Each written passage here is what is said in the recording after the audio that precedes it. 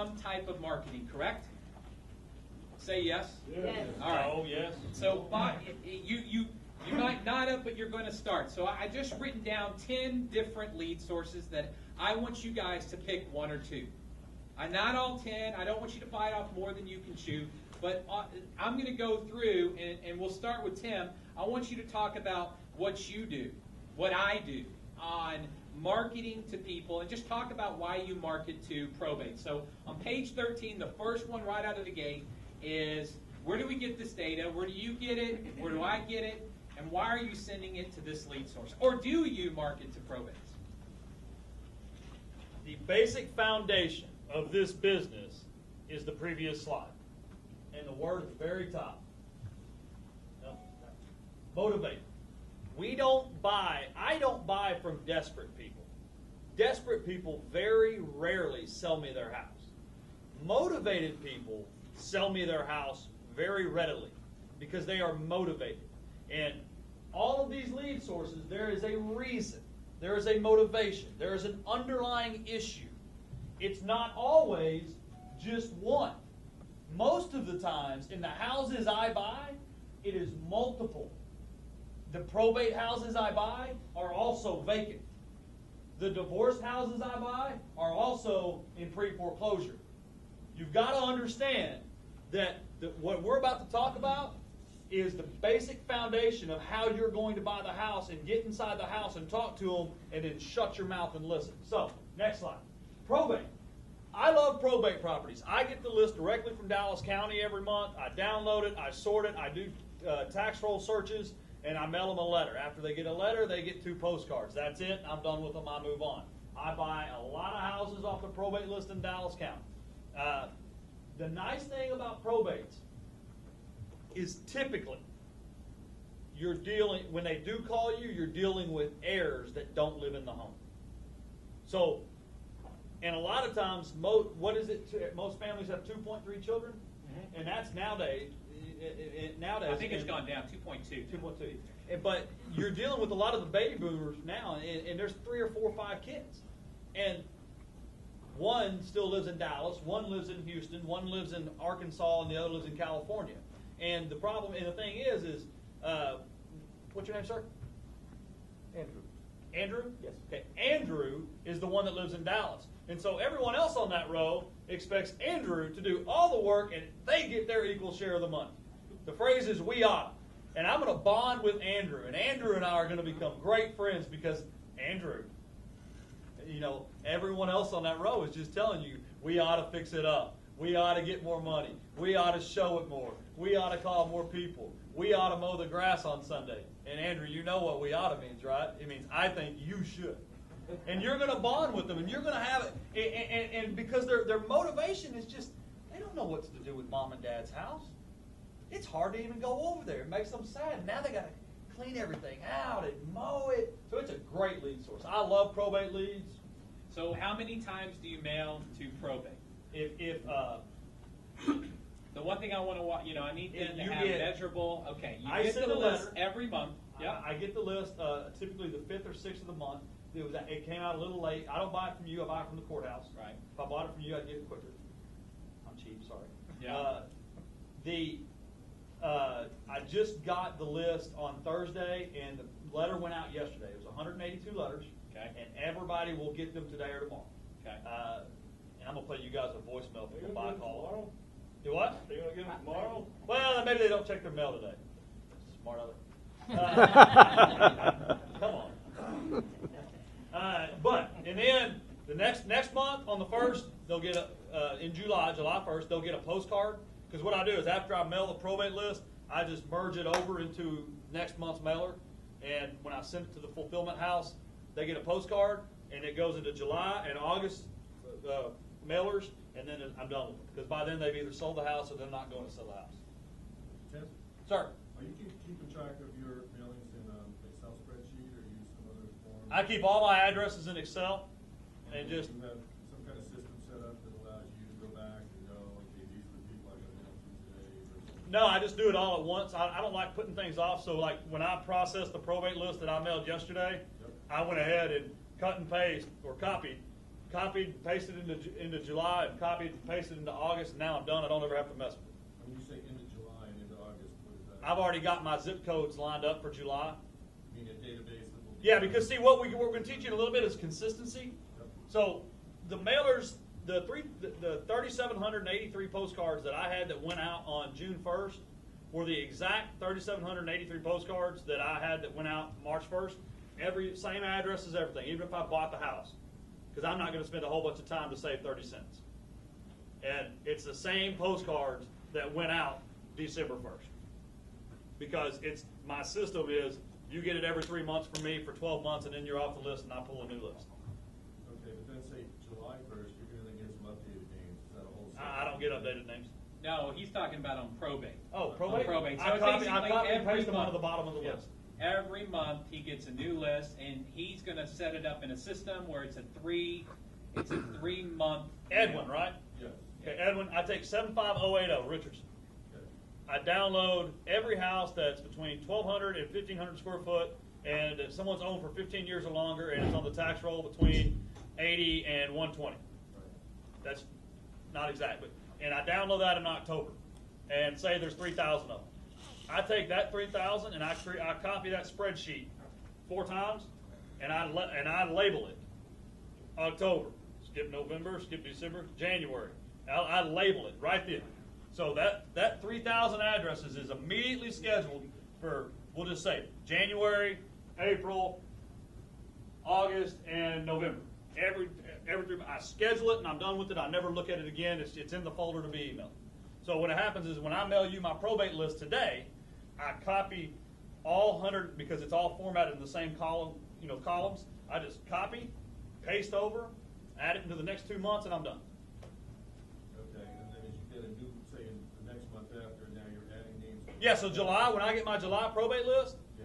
I'll mail them letters, and then I'll copy and paste their name into the August and the September. You're appending names at the end of the. Yeah, I just go to the bottom and paste. Growing and- Yep. Make sense? Cool. All right. Vacant or abandoned houses. Medium volume. You're going to find that when you're driving properties, and we're on page 14, when you're driving properties, you're looking for, it's basically driving for dollars, right? So you're looking for abandoned houses. The mailbox is rubber band. There's high weeds. There's trash at the door.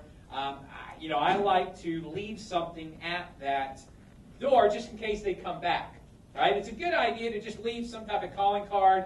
It's either a door hanger or my business card. Hence, you need to go to Vistaprint and get those. Then I talk to neighbors to find out, because I bought several houses in my backyard, so to speak, by talking to neighbors. They know where these people are. They know the history, etc. So I mail them a picture letter. A picture letter, and Ross, you know what I'm talking about. A picture letter is basically where I get out of the car, Tim, and I take a picture of the house.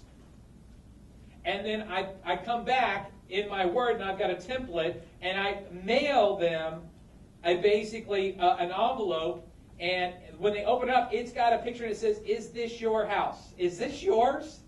And it's got the high weeds. You're going to get a much higher response when they actually see that you are in front of their house, right? Sometimes I'll stand in front and kind of, hey, no, I don't do that. But bottom line is, you take a picture of it, and it reminds them that that problem still exists. And you'll get a much higher response by driving for these properties and mailing them a picture letter, all right? And it should be quarterly. When it's abandoned, let's just keep on staying it for 1 year, and then they're off the list. All right? I don't think you should spend the time, if you don't have anything better, then check the DCAD or the whatever the county records and see if they've done a transaction recently. But send them on there and just forget Don't. it. Spend the extra $1.50 it's going to take to mail it 3 more times, and never look back at it. Right. All right. Foreclosures. George, Yeah. we're at the 50-minute. Wait a minute. I think we broke at, here's not to, but I think we got 10 more minutes because we broke at 9:50 to 10. Gotcha. We started back up with Brian at 10. So we got, am I right? No. No, okay. All right. I want to do foreclosures. How about I just do foreclosures and then we'll take a break? All right. Actually, no. You promised them, didn't you? I did. All right. Would y'all want to do foreclosures? Or do you want to take a break? Foreclosures. All right. Here we go. See, the bottom line is you've got trustee versus sheriff, and this is my passion. I like to advertise. I like to market to people that are going into foreclosure. You know where to get the list. Where do you get the list, Joanne? Let's all say it one time. FLS. Just say it. What? Keep on saying it. FLS. Oh, okay. Bottom line is foreclosure listing service is where you get it. I mail these people once at 18 days and then once at 12 days. I want to get them 2 shots of George Roddy. Okay? I work my backyard and I give them 2 shots of 972 home buyers or Roddy buys houses. And these people, they're highly motivated, but a lot of them don't have any equity. You work your backyard. I'm working my backyard. Now, the Roddy report has thousands and thousands of foreclosures. What do you mean you work your backyard? Like you don't mail all of Dallas, everything on there? You don't just go just completely nuts looking at all I that don't do data? the 10,000 mailers, right? You need to work your backyard. I basically have 5 zip codes that I work religiously.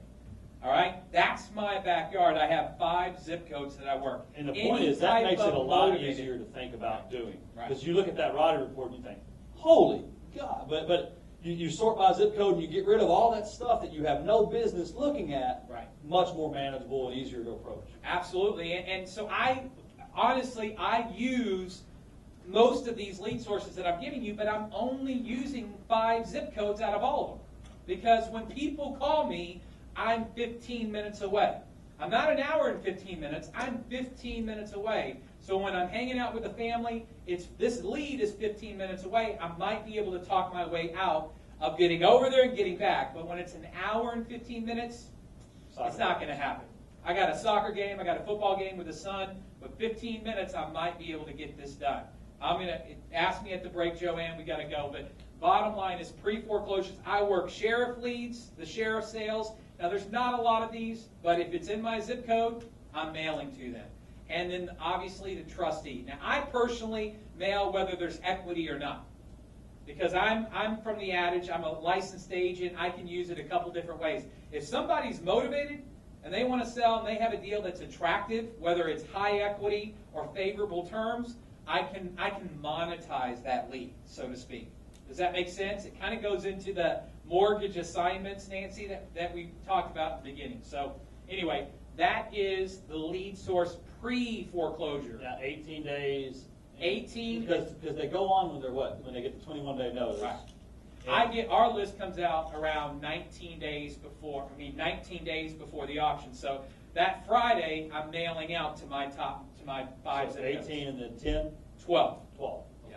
18 and 12. So because if I want to get it, they're going to probably get it around, because it's local, they'll probably get it. And I've got 2 real big, just real back-to-back. I've got a letter and a postcard that I use, okay? I got a very interesting buy call yesterday. And when I say buy call, a buy call for me is when someone calls me about buying their house. So he left me a 3-minute voicemail, and I'm going to do my best to hold the microphone up next to it and let you hear it because it is comical. I got a mic. Roger Shore, I got a postcard from y'all. I believe it was your wife, Jennifer Rainey Garage. I have a couple of questions about a house, but if he wants to. From y'all, I believe it was your wife, Jennifer Rainey Garage. I have a couple of questions about a house that should have been sold a long time ago, but seems to be kind of in the midst. Now, I'm going to tell you something about this house, though. I don't want it coming back to me. It's my dad's house. I'm renting it. I am about 1.5 years behind on rent because the economy has been very poor. Job situation hasn't been very good, inconsistencies, and I wanted to go to an apartment, but we ended up finding out that apartments are costing almost as much as what if I had paid my dad rent, I could have stayed here for. The deal is, though, that he still owes about $1,300 a month on this property, and he can afford to keep it if he wants to. But if he sells it, he's a lot wealthier man. Let's put it that way. And he kind of wants to get rid of it. The problem is he's not going to sit back and let you take advantage of him and say, okay, well, you only owe $50,000 on the house, we'll buy it for $50,000. This house is at least $90,000 to $110,000 market value. I mean, even in today's recession.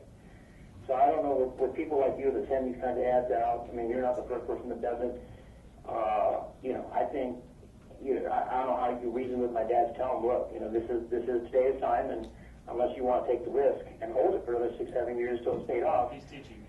you're going to have to go with today's market value. And with real estate the way it is all over the United States, in Texas is no exception, even though we may tend to have a little bit better economy than the rest of the country, although I certainly don't feel it. That still doesn't mean that this house is going to be worth a lot more than $90,000 to $120,000. I mean, if you took a look at it, you'd know that. A couple of things need to be done with it, a little bit of paint, a little brush up, a couple maybe carpet changes, cleanings, a little bit to do with the bathrooms, a couple things, but nothing that's more than maybe $2,000 worth of stuff to do. Yeah. So my dad's not going to sit back and let you take advantage of him that easily. And personally, I would like for this house to go. I don't like living here. Well, it's not my kind of place, but a lot of people like living here for some reason. And I don't mind y'all trying to make a deal with it. I'm telling you this stuff so that you can try to get him to get rid of this place. Be easier for him and easier for us. So I'd like for you to call him back, not me. But one thing, I'm going to give you his telephone number. Now, he's out of the country right now, but you're going to have to deal with him directly, and you are not to tell him anything that I told you. I never agreed with him. I want this house gone, but it's not mine. And you did address this to him anyway. You have a son? But you will not tell him that I told you specific information about this house. Bring me in it, because I will simply deny it if you say it. Wasn't me. So the lesson here is if you're going to deny something, make sure you don't leave it on a voicemail. Okay? I mean, because you may be broadcast to 50 people in a room. I mean, I love that he leaves a 3-minute voicemail, never even gives me the phone number, but then tells me, now you better not let him know I called or I'll deny it. What am I going to do? Call the guy, hey, a little birdie told me you might want to get rid of your deadbeat son that doesn't pay rent. I mean, but there's a recession, people, so we should feel sorry for him. Anyway, I thought I'd just... But you could pay rent somewhere else. Right. Well, but that would have been just as much. So might as well stay where you don't have to pay. just as much. That's that whole 100% of nothing is nothing. So, ugly but occupied. Ugly but occupied. Do y'all have any in your neighborhood that they're ugly but occupied? It's kind of one of those things. There's no rhyme or reason, but again, if you're working your backyard, you're working your 4 or 5 zip codes, then it's part of the package. It's part of your 3,000 or basically 1,500 postcards or mailers that should go out. So, bottom line is, it's occupied. And what's your rule on occupied versus? Yeah, the way I break them up is, if you own the house, and when I pull my criteria, I'm not targeting a specific kind of owner. I'm looking for criteria that I believe will help me buy a house. So real quick, we'll talk about Did someone just point No, a that's laser at me. you? That's me. I moved it from one here. We're going to talk about Garland, 75043. It's East Garland. It's over off of I-30 and Broadway and up through there. That's an area I have a lot of rent houses in, and I like to buy there. I have friends that want to buy rentals there, etc. So it's an active area I target. What I look for over there is houses between 900 square feet and 1,400 square feet. I look for tax rolls between 60 and 120, and I look for deed dates of 15 years or later. So I want that house, whoever owns it, to have owned it for 15 years or more. Possibility of higher equity in that one, right? Unless they refinanced yesterday. Why do you look at all this up? I look it up in MLS because there's a company called Real List that realtors get access to through MLS, and you can search and then download. If you don't have a realtor that would let you use it, because they only get 7,500 downloads a month, most realtors don't download anything, so they'd be more than happy to help you, especially if you promise them a commission later. But if you don't have that, you can actually buy it from FLS. You didn't even share with me. Okay. So I do all that, and I come up with the zip code criteria of the houses that meet my criteria. And then I divide those houses into two categories, AO and OO, absentee owner and owner occupied. The absentee owners, if you are that absentee owner, you're going to get 4 pieces of collateral from me during a 12-month period. Every 3 months, you get a postcard from me. And I send the world's most simple postcard, and we'll show it to you in a minute. If you live in the house that met my criteria, you're only going to hear from me every 3 months. Because just what I've found is owner-occupieds, typically if you hit them a little, there's message repetition and then there's overdoing it. And when they live in the house, you know, I like to hit them every 4 months. When they don't live in the house, I like to hit them every 3 months. So that's the way I do it. Yep. So again, just looking at driving neighborhoods is That's how my you find picture. that. Huh? That's my picture. That was one of your rent houses, right? No, that was 1115 Hillglen. I bought that house for $20,000. Sold it for over $100. It needed that much work. Not that I made that much money. Right. It 8 40-yard dumpsters of trash came out of that house. 8. All right. Anyway, divorce.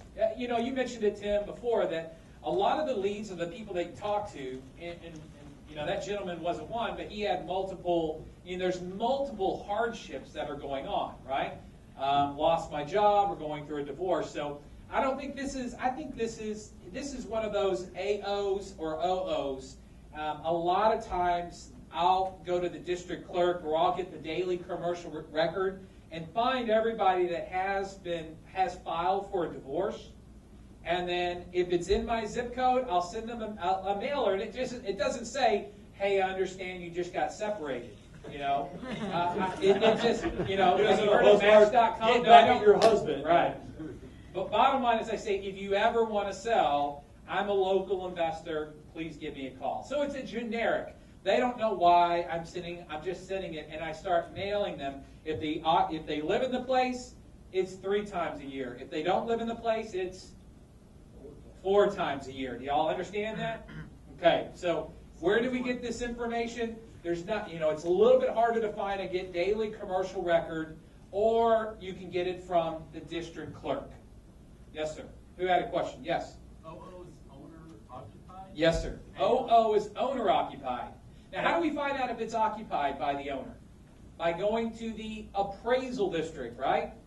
If you put in this, you know, if you put in the street address, and we can, basically, I'll get their address from the district clerk, and then I'll quickly look up, is the mailing address being sent somewhere else, or is it being sent to the house? And that tells me if it's a OO or AO. Does that make you guys good with that? That's how you determine is where the mailing address is being sent to.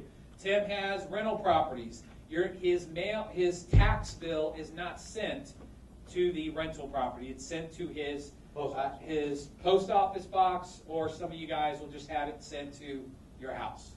All right. Post bankruptcies. This is where somebody has filed bankruptcy.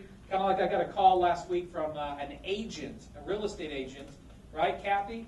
2 weeks ago, I got a call from a real estate agent. Said, "Hey, I need your help. I've already filed bankruptcy. I can't afford the place. I just want to sell it." So he's coming out of bankruptcy. Basically, that's what, hence the word post.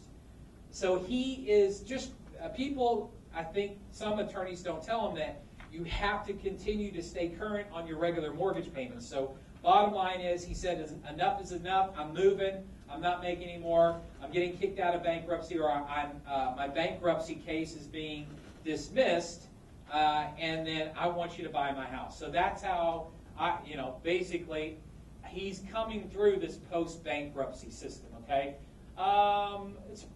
Look, you can get it from us. There's ways of getting it by going to the district courts, the bankruptcy courts, and doing it yourself. At the end of the day, I buy a lot of lists. I don't buy a lot of lists, but I subscribe to a lot of lists. And I only use a little bit of information from all of those lists. Does that make sense? I don't try to mail to Rowlett, and Garland. That's not my backyard. I've got my 5 zip codes that I own. I own my own backyard. Mortgage late leads, just another one that basically these people are a few months behind, and I want to get in front of them and tell them who I am and what I do. And I want to get them before they're 6, 8, 12 months behind on their mortgage on my dad's foreclosure list. Yes, sir. George, you said you want to get in front of them, and a lot of the materials I'm seeing is saying that all this is done over the phone. And so how do you make that determination whether you're going there or not? Yeah. Okay. So the question was, we're mentioning that I want to get in front of them. I'm mailing these people whether they have equity or not. And Tim, you're looking at. He just said, I want to look for people with equity. From my perspective, because I'm a licensed agent, I can monetize. I have a few more ways of monetizing the deals. So bottom line is, I mail them a marketing piece that asks a simple question. So you said, why do I want to get in front of them and not do it over the phone? Well, I'm just saying a lot of the materials I'm seeing is saying all this can be done over the telephone. Yeah. And then sometimes I hear That's gimmicks. Okay. It's BS. Okay. I've never bought a house over the phone. Never would. I think it's stupid, personally.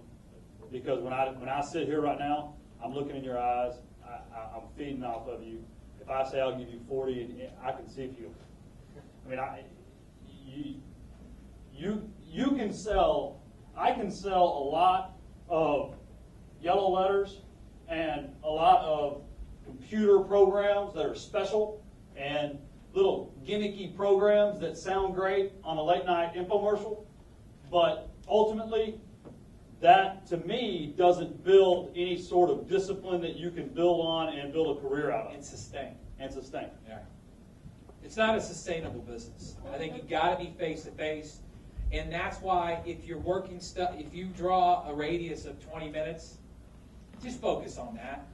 I mean, that's what I would suggest to you is draw the radius. And Ross lives out a little bit farther in the country, so you're going to have to your radius. And we've talked about this. Well, you got to find all the motivated people from these 10 lead sources, and yeah, it's going to cost you money. But any business worthwhile, running a business does. Send out the mail pieces. People are going to call you. You get over there because it's 15 minutes away, and you figure out a way how to get it under contract if it makes sense. And you really got to, that's a good point. I live out in the middle of nowhere, too. I live in Heath. So if you know where Rockwall is, there's a little town called Forney and Heath that's sandwiched in between. It takes me 20 minutes to get to a highway, much less get on the highway, because everyone else in town is going down the same 2-lane road. So one of the things that I do is I don't market to my backyard, because I know my backyard, I might only have 10 pieces of mail every month. Not going to make a whole bunch of money, because John's going to call me and be like, Tim, why are you sending me this, dude? You saw me at church yesterday. Sorry. So what I do is I market the nearest areas to me that I know have the housing stock that I'm looking for. Garland, Mesquite, Rowlett. I don't even really hit Rockwall that much, just because people there think that their house is worth gold, and it's not. I hit Richardson, but I really don't go into North Richardson, up into Collin County. I hit Garland, Mesquite, East Dallas. Don't go to Seagoville, definitely not Balch Springs. I own a couple rentals there. Anyone want one, I'll give it to you. Will you do an assign? Yeah, you got it. Okay. Yours. My wife bought it. We'll do a case study so Jennifer, this if you're afternoon. So anyway, no, I truly believe in getting in front of you. A friend of mine, when I was a HomeVestor franchisee, he was one of the corporate trainers. He and I talked a lot. And the old saying is, it's a numbers game and a people business. And if you can make real estate a people business, you'll be successful. But when you start treating people like numbers in real estate, you fail, in my opinion. All right, bank-owned REOs, these aren't foreclosures. They've already gone through the system. These are every month, and that's why part of this is what do you have to have in your business. You've got to have another lead source is MLS, or another component to your business is MLS, or MLS Data. So all of you guys, if you're going to be in this business, you have to get some type of MLS access. I don't even like saying get a realtor. I think you've got to either get Investway or Property Analyzer Pro or get access to MLS. And I like going every week and setting up, if it's Property Analyzer Pro or MLS, I like to know every REO, and then I run the numbers and I look at making an offer, even if I don't have a nickel to my name, because I know I've got a hard money lender that can fund the deal for me. If I get it for cheap enough, and I can find, if I get, every deal is worth something. So the second thing I'm looking for are expires or stale leads, right? Yeah. Things that have been on the market for 200 days. Bottom line is, I look at expireds, and those, Chuck, lend themselves more to the mortgage assignments, right? There's a reason it didn't sell. It's either price or condition, right?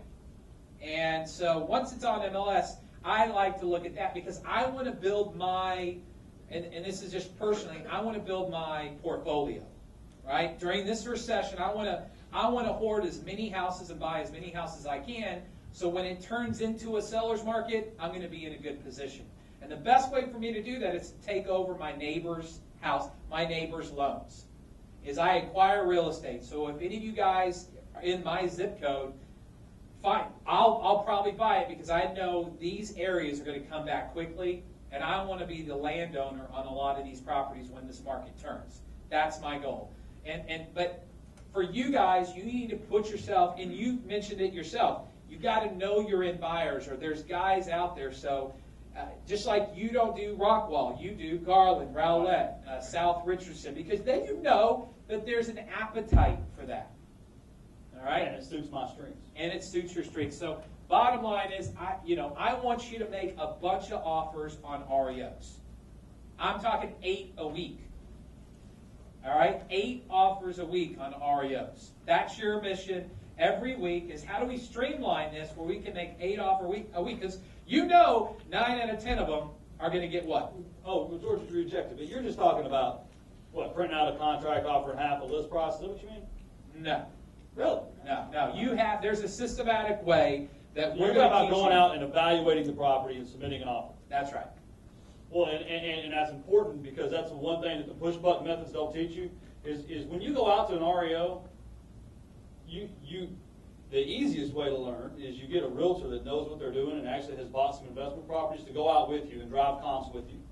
They'll do it for free. Then get you in the house and you get to practice evaluating the house.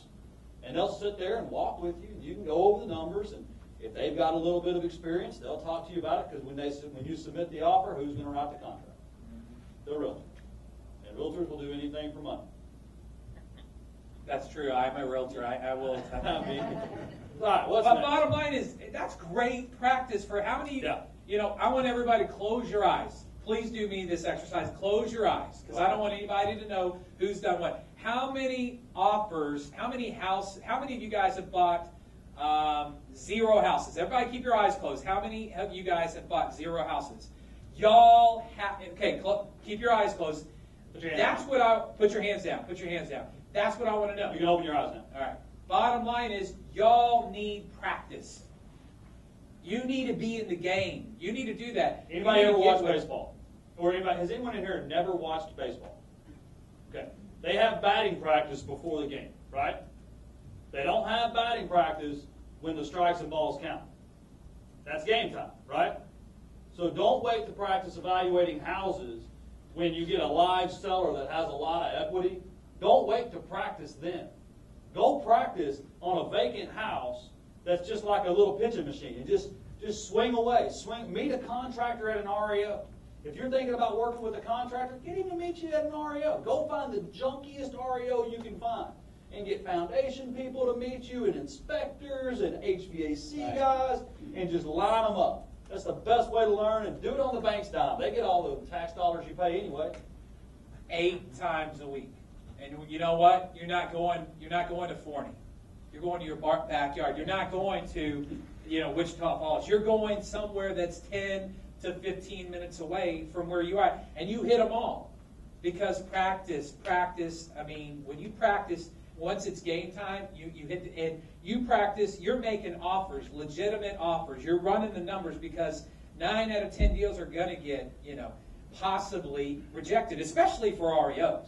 Especially. Yeah. Because there's so much competition. I said, look, the masses go after that, but still, y'all need practice for the for the 20 of you guys or 15, 20 of you guys that haven't done a deal, you need to go and get in the game. And Well, the do nice this. thing about doing it in your backyard is you start getting used to into the area you're going to farm. You start getting used to comparable values. You start getting used to the neighborhoods.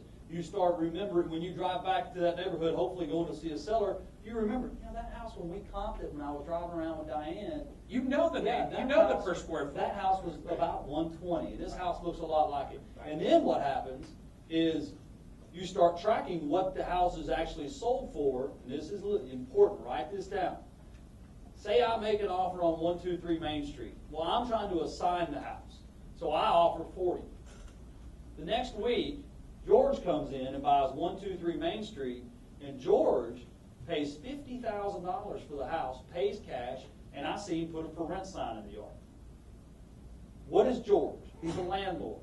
Now I know what he's paying for what I wanted to pay, and I can marry the two together, do the math. I can contact him off the rent house and say, yes, sir, my name's Tim Harris. I'm an active wholesaler in the area. You just bought the house over on Main Street. Are you looking for any more?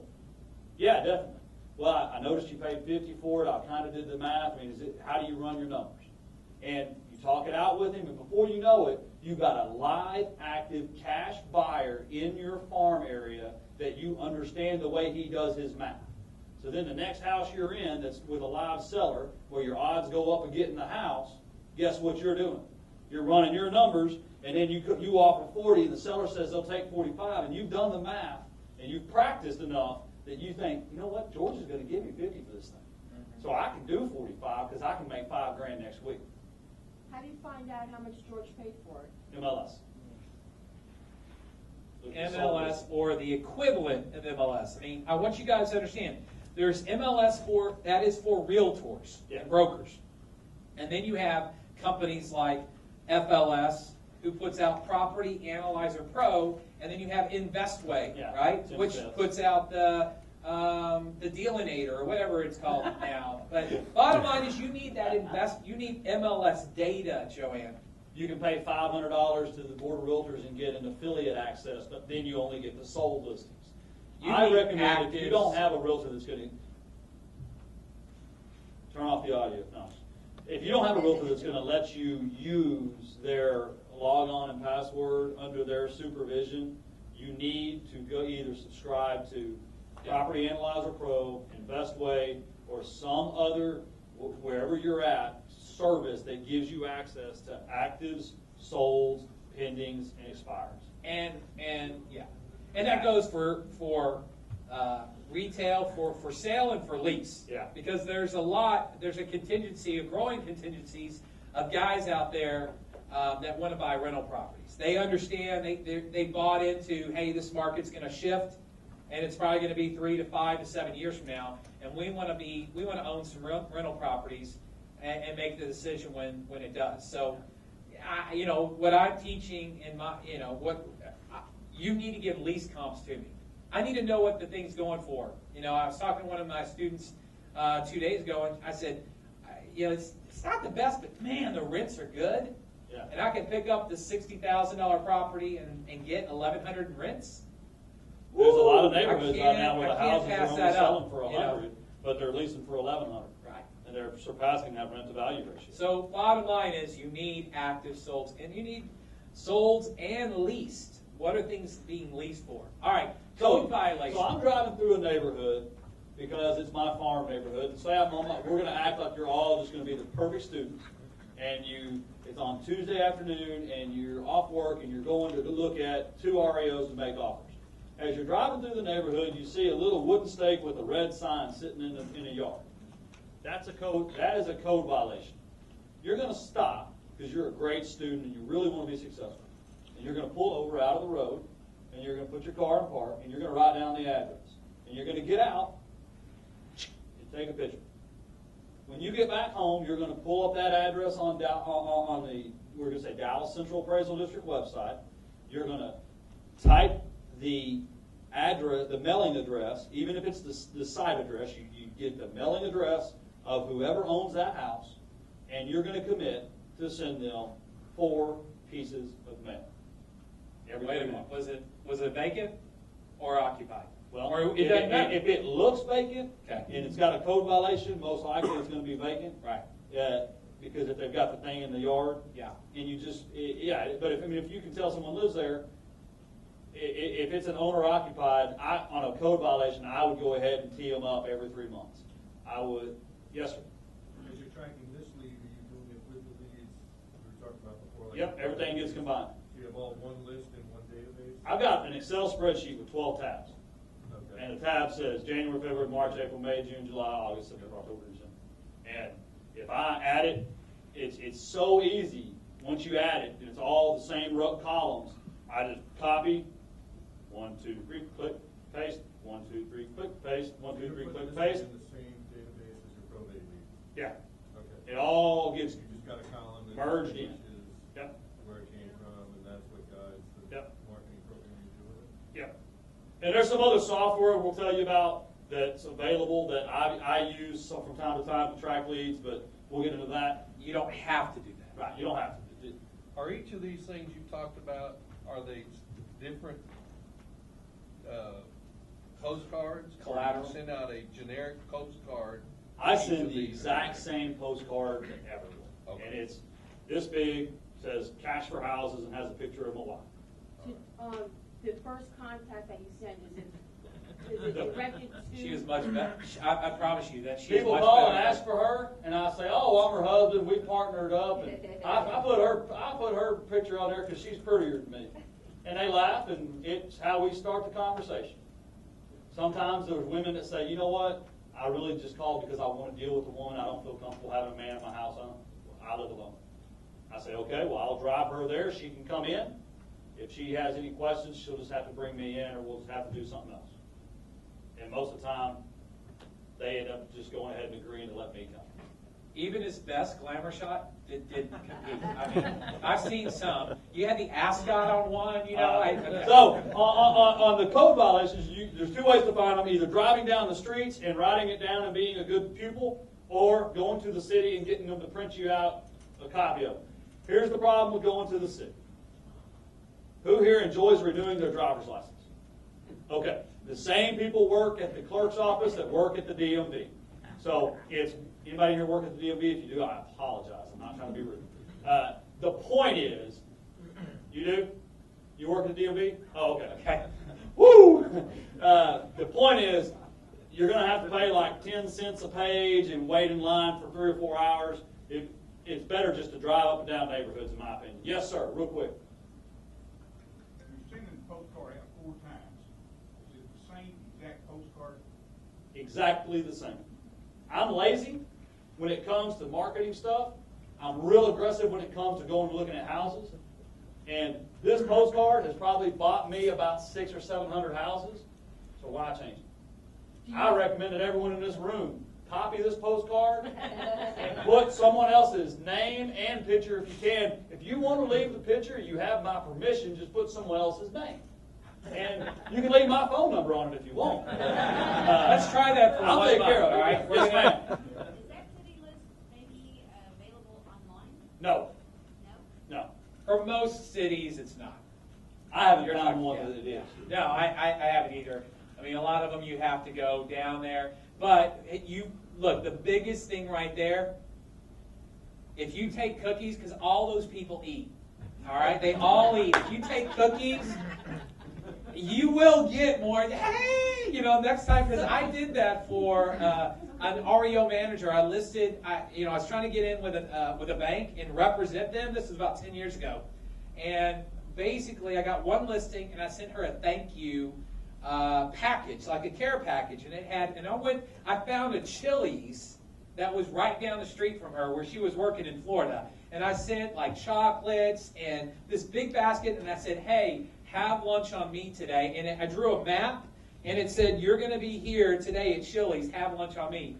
Well, she was nasty to me before that, and then as soon as the next day I called her, I'm like, hey, Diane, this is George. Hey, George, how you doing? I mean, I got 42 listings from her that year because she sent everything to me. But I learned, take cookies, just butter them up and just kind of say, hey, I just brought these things in here, and is anybody hungry? Yeah, and you don't go in there in a hurry, and you make sure you don't take any baggage you may have about maybe a bad conversation you had. Do not take an attitude into a city building, because they will take enough. And the next guy walks in, and George walks, hey, you got an absentee? Yeah, let me take care of you. And you're like, well, hey, Yeah. I was waiting. Yeah, you were rude. Right.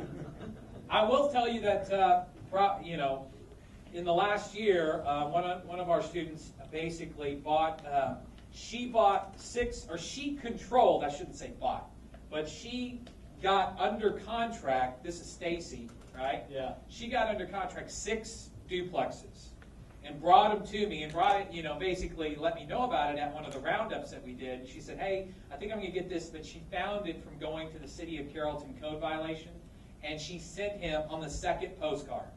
On the second postcard, this guy called it, these were in really bad shape.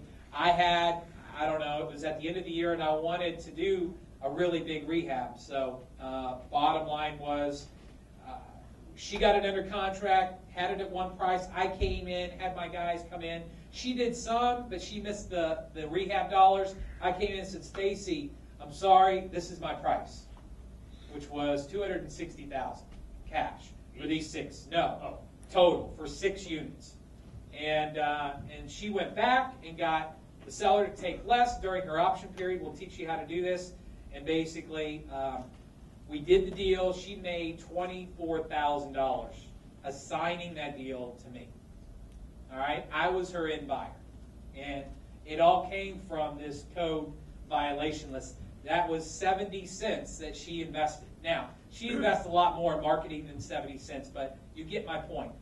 I told her, work this neighborhood, work this area, good things will happen. Just stay consistent, stay the course. She did it, and now she's a believer. And every month she sends out 2,000 letters, and every month, she gets deals under contract. She brings them to me. Do I buy everything, Tim? No, because there's certain areas that I don't like investing in. But we've done 7 deals this year, or I don't know, 5 to 7 deals, and she's averaged 3 to 4, 24 being the most she's made. All right, absentee owners. We got 5 minutes. Okay. All right, absentee owners. We've already talked a lot about this and about the thought process behind it. You find it through the appraisal district. You can also get it from Realist on the MLS. You can also get it from FLS. That's really, it says quarterly. Every 3 months you mail these people religiously. And this is where, remember earlier, I talked about the shotgun and the rifle. When you're designing these mail programs, use a rifle. Do not use a shotgun. Do not be greedy. When I was the ad council president at Homevestors, we had a $5 million a year annual advertising budget in Dallas-Fort Worth. We were gluttonous and greedy. We had a billboard on every corner. We were mailing to almost every house in town. And we were so broadcasting everywhere. When we had radio, TV, pay-per click, this and that, the call quality went to junk. We got a lot of leads, but they were junk. So what I'm telling you is by targeting people that own, targeting good neighborhoods, targeting most likely high equity. Don't ever get bogged down in these stupid people that talk to you about lead percentage of return on calls. I don't care if I get 5 calls this month off my mailers, because I know I'll probably buy 3 or 4 of them. If they're quality targeted leads. Yeah, I would rather get less calls and buy more, of the houses that people call me. I don't want to be on the phone all day with people crying to me that they're getting foreclosed on and they just bought the house last month and they got an 80-70 loan. And that they don't like the house, but it's free because they haven't paid rent and stuff like that. Yeah. Marketing to motivated sellers, Tim. We are in Module 2, Motivated Sellers, Not Desperate Sellers. So wholesaling is a numbers game. You've mentioned that. I think all of you guys understand that. What we need to do is figure out who is desperate, who is interested, who is motivated, and those who are not. Because those people are just time wasters. They're just going to waste your time. And so what we're going to do is talk about going into, and it really lends itself into some qualifying questions. which we're going to go over in lead conversion here in a minute. But the big thing is, I don't think it, and Tim has mentioned this, I don't think it has to be a fancy, having fancy marketing collateral. Although we can go for color, but you do a lot of business, you buy a lot of houses, you wholesale a lot of real estate with a cardstock yellow, orange, green, and you have Jennifer's picture on there, and just keep it simple. It doesn't have to be crazy out there with all these elaborate questions. I kind of like to engage it, so I'm going to show you 2 examples of what I'm talking about. On page 25, I just want you guys to understand that you need to have marketing pieces online, and you need to have it offline. Okay, offline, you guys know what that is: postcards, letters, door hangers, print ads. And I've given you an example of just a standardized. I've got this as a click to mail form. All right, so it's already formatted for click to mail, and all you have to do is change the phone number and change the website. You can put in your stuff. All right, you guys are going to get 2 of these postcards because I don't want to give you 42. That'll just confuse them. Right? Yes. A confused mind doesn't do anything. Confuses me. That's Okay. why I use So one. bottom line is, if you want to go fancy, great. Knock your socks off. Here's a templatized. It's a PDF file, and you can't change anything except your phone number, your name, and your website, which all of you guys are going to set up. Also, I want you to go to Real Estate Investor website. This is what it looks like right here. It basically just says, "Are you interested in selling your house?" And it has me walking down the street talking to them. I'm going to give you the script, okay, on what to say on this YouTube video. So I'm going to try to take the confusion out of it, but that's my online presence. This is my print ad presence, okay? Market to your backyard. It doesn't have to be complicated. Here are some other postcards. Again, put Jennifer's picture on there. Yes. There you go, and change it, but my wife's a lot better looking than I am, so I've got her on my postcards. And it basically says this: you don't have to go color. Black and white on cardstock. What color is yours? Canary yellow, or is it? Yeah, it's like manila. It Okay. was cheap, and it looks like color. Gotcha. These are just different postcards that you can use, okay? Basic and then more elaborate. It's really up to you. What else? Marketing on letters. Here's that picture letter that I was talking about, where you get out of the car, you take the picture on page 27.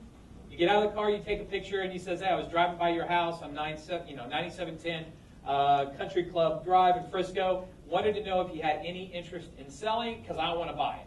And then you have your, a company name or your phone number several times. That's a Google Voice line right there, that 972-652-0666, which I got for free. And here's more of a probate letter. Do you have or own an unwanted or burdensome house? So it doesn't have to be elaborate. Just have something that's somewhat generic, okay, that can cross boundary lines, whether it's probate. This one, you probably need to worry. You can't use that one on everything because it talks about, deceased and things like that, and we can help you. Are there any questions on this? Will Yes, you Joy. follow up on, well, first of all, do you follow up after you send out these letters? Again, you go back to previously, we went back here. How many times do you mail to these people? All right. So Okay. depending on the lead source, depends on the quantity. Okay, now when you follow up, do you send out the same piece of literature? Or For do you or guys, do you yes. change it? You don't need to change it up. You could switch it. I know, Tim, you sometimes send a letter, sometimes you send a postcard. Yeah, it will. I don't sometimes send a postcard, sometimes send a letter. Probates, the first time, get a letter from me. Any other lead source, get postcards. Period. And I make that difference just because the thing about a probate is it's a time sensitive. They just finished probate. If they're going to sell, it's kind of like they're going to do it now. And so I send a letter that looks like it's handwritten and it has a stamp on it, and it goes immediately. And then after that, it's postcards for every other thing. And it's the same postcard? Yeah, I send that postcard anywhere. Because here's the deal. And I need to say this, even though it sounds tacky. Anything on that postcard really doesn't matter other than the phone number, the picture, because it's a personal connection with the people, and the cash for houses at the top. All that other stuff, problem inheritances, vacant rentals, most people don't read that because they've seen so many cash for houses messages that when they read it at the top, they know what it is. Now, maybe 5% of the people will actually read. I get people that says, well, your card said to keep it, so I did. It's like, okay. Thank you. Had a lady living in her house tomorrow. She apologized for not calling sooner. It's okay. I'll come out tomorrow. But the point is, I saw your postcard earlier. I'm not picking on you, Joanne, but you don't need to spend your time changing marketing collateral while you're still learning. You need to use what is proven, and you need to practice looking at houses.